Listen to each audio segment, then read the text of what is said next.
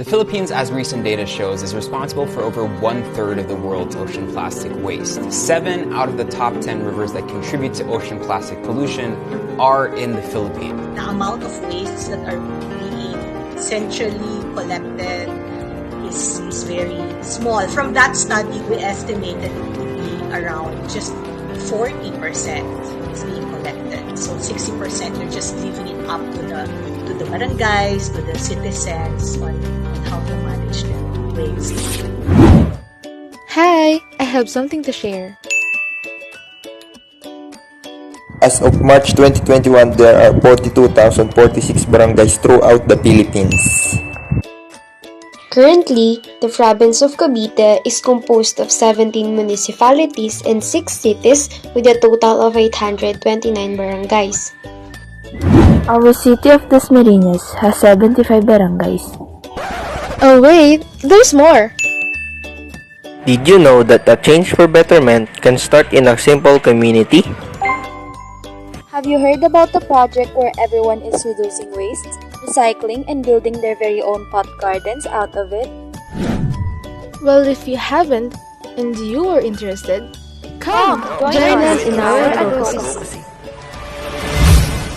Introducing Nurture the Nature.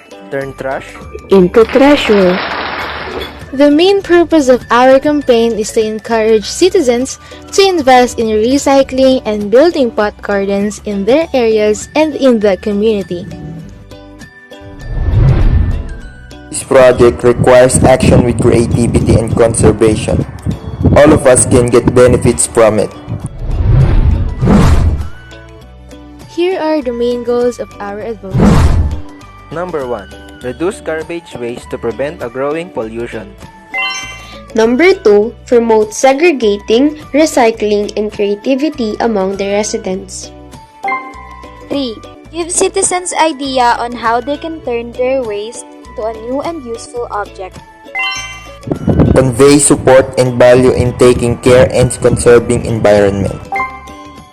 Build pot gardens, plant vegetables, helpful herbs, indoor plants, and so forth that can be placed in decent spots at home. Let's nurture the nature by recycling and building our own pot gardens.